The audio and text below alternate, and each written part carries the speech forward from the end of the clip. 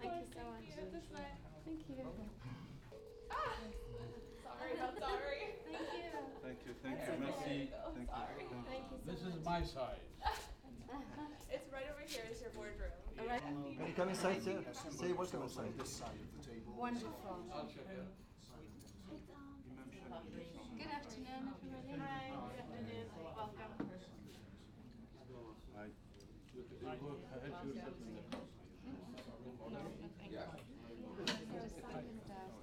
put my phone on silent so I don't embarrass myself. Good point. Yeah, I'm always telling the rest of. I'm going to sit here. Yes. Mona, Yes. I would like you to sit next to me, please, if you don't mind. Please. It is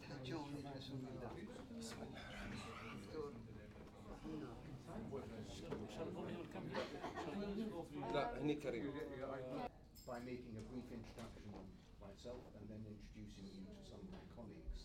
Could I just give you my business card so you have the names, right? And there is coffee and water there. Oh, lovely. Could I pass to your colleagues, please? Sorry. My arms are not long enough. And for Madame. Here, Mademoiselle, beg your pardon. Okay, Please. Thank you so much. pass me this was distributed. This is sadaqah today. American woman, just another question. Oh, bravo. I'm pleased that you've come here. I have I'd like to say a reasonably long association with Bahrain in one way or another. In that, first of all, I am no relative of Ian Henderson. That's Important point. Supported by British. Yeah. No, it's always the British fault. By way of explanation, I first went to Bahrain in 1980. The same year I arrived there. Really? Yeah. And it was when Saddam Hussein invaded Iran, Yeah. the beginning of the Iran-Iraq War. Yeah, September. August or September? Can't remember. September, you're right. And I went originally to write the Financial Times survey for Bahrain, I remember that. which was in 1980, which actually mentions Mr. Henderson by edification, a map of what is the northern part of Bahrain, which is A research assistant here in the Middle East Peace Process Program. where American citizens aren't allowed to go, and the yellow bits are where Americans are allowed to go during the day. That primarily began taking care of the expatriate population in Bahrain, which in fact is the majority of the population. We outnumber the indigenous Bahrainis, as it were. We formed this to help protect expatriates, make sure they were aware of their rights and also their responsibilities, to help them to integrate into society, and to make sure that they were able to form their own social clubs, their own religious affiliations, etc. That we don't have homegrown terrorism, that we reject those who will try and divide London to Berlin, to Brussels, to Paris most recently. And we're here in the United States of America in Washington, where we had our event last night. And we go on Sunday to New York, where we'll be holding a similar event. And we are looking forward to working with organizations. 5 years. I serve myself, my first posting was a young diplomat immediately after independence, 1971, to the UN. At that time, President Bush was permanent representative. Then I came as ambassador 86 till 90 when Saddam Hussein invaded Kuwait. Salah Al-Jura, preacher, Khatib Jami', and also journalist. You're a journalist? Yes.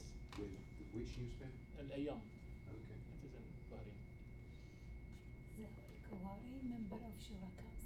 And I work as a presenter on Bahrain television.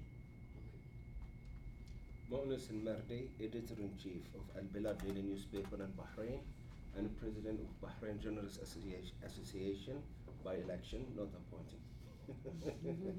I'm doing my third terms.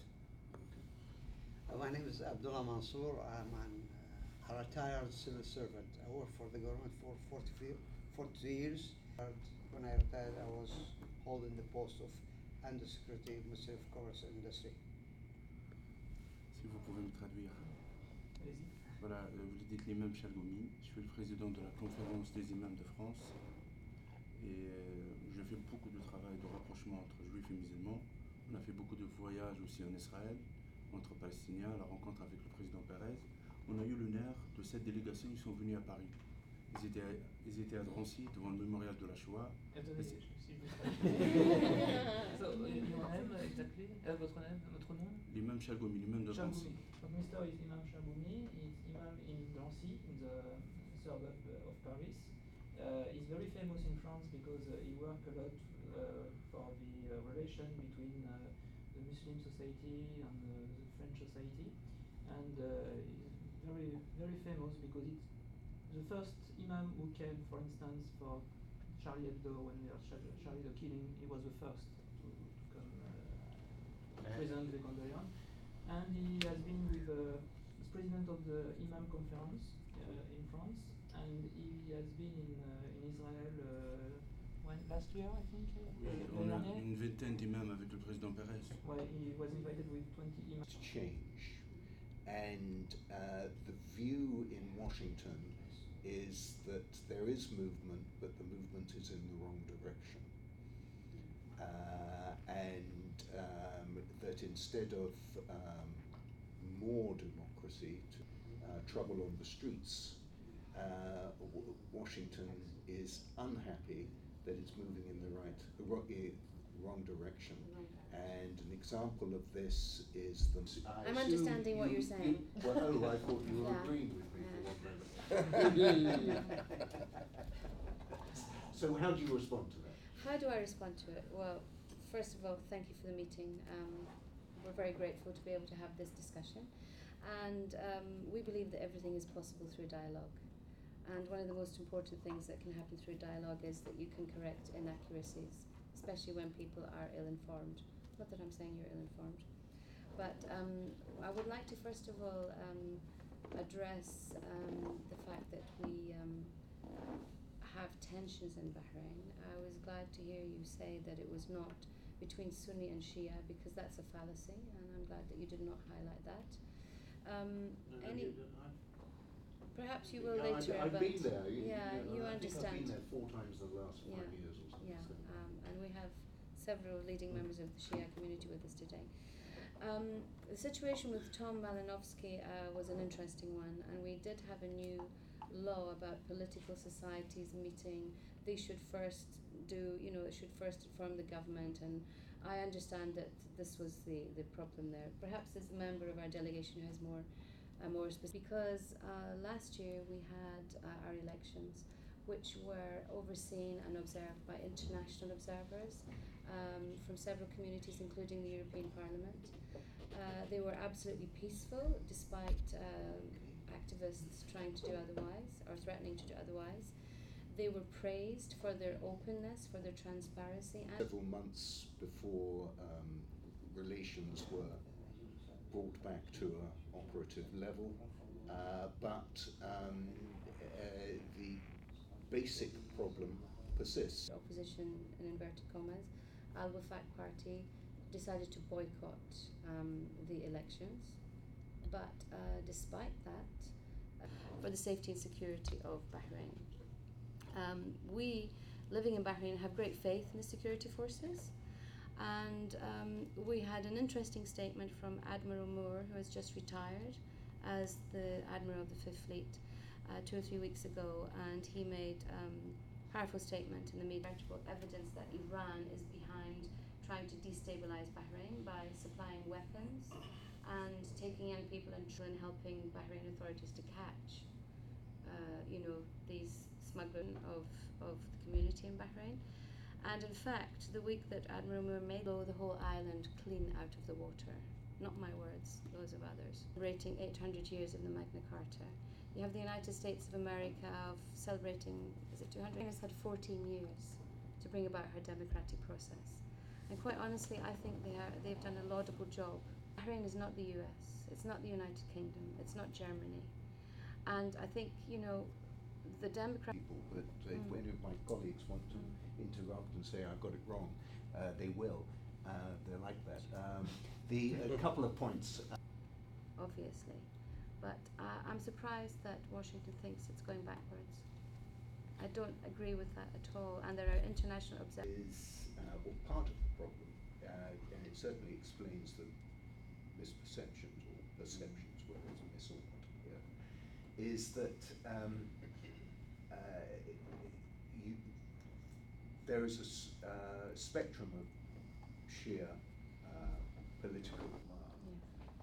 It was a curious occasion because we asked to see the government as well, and the government couldn't put together a group to see us. It couldn't see us for a sort of impish type remark.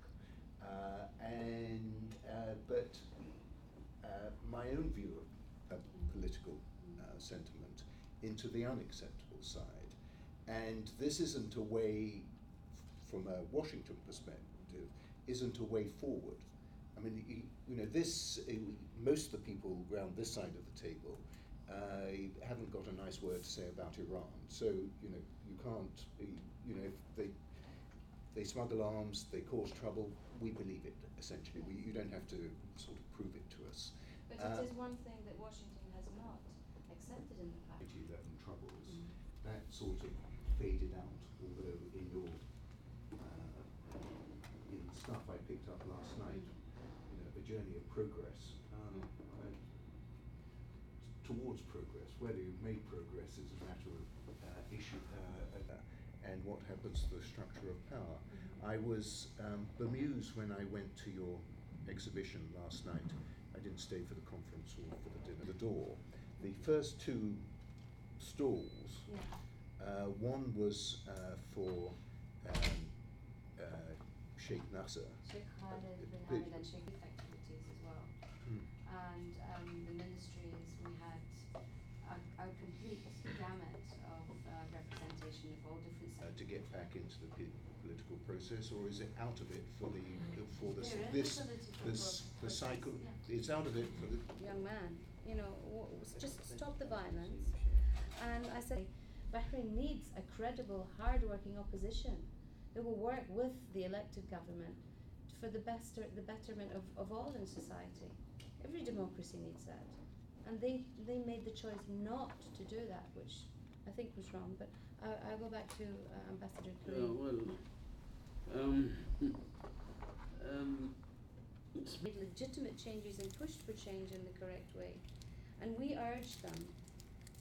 My very words to him were, you have a very powerful weapon in your arsenal that you are not peace.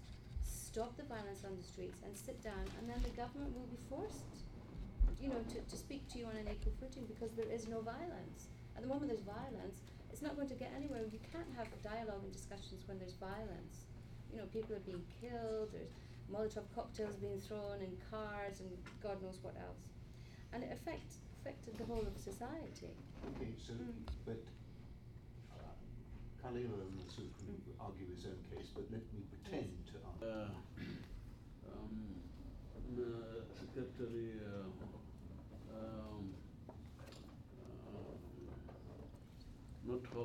Douglas Stern. At that time, Douglas Stern. Who was the Anyhow, that started, but the problem is not Ali Salman. His godfather is Isa Qasim. Isa Qasim, he has been in the first, and even I doubt if they have the 50% of the Shia, because most of the Shia concentrated in Manama and Muharraq. They in the in Qura, in villages, yes, they have their vote in. That's why they wanted Bahrain as one constituency. Anyhow, since His Majesty came into power 15 years ago, he introduced a tremendous reform. by having the national charter, then we have the constitution, and started democracy away from all the democracy. Women have been given the right to vote and the right to be elected. This is the first thing in the Gulf. Even Kuwait at that time, women was not, they didn't have the right to vote. What happened during the so-called Arab Spring? Some people wanted to exploit the situation, especially those who are affiliated to Iran. And they tried to introduce or copy what happened in Tunisia and Egypt and some Arab world. The society in Bahrain is a very objective. Wafaq, they casted doubt on the first place when this was established, the independent commission by Basuni, they casted doubt. Because Bahrain has been a model for years and years since Mesopotamia, an open society, semi-cosmopolitan society. We have people, I born in a place and exporting the revolution to our area. This is the stumbling problem that we are facing. Beside their claims over Bahrain, which we have solved through the United Nations, this is the only case. Okay. Well, à bientôt à Paris. Together, yeah. One by one. Okay. When you finish, tell me. Here's the last one. Can we shake hands? Can we shake hands? Can we shake hands? We can shake hands. Yeah, thank you. It's a bit less boring that way. Okay. Thank you so Another much. camera. Hold for me. Okay. You are ready? Are Yes. you? Okay. Now it became fashionable and down in the street, in the White House, in the Elysee, all Oh. shake hands. I'll shake hands. Finish? And produce these great smiles. Thank you. Yeah. Thank you. Thank you. Thank you.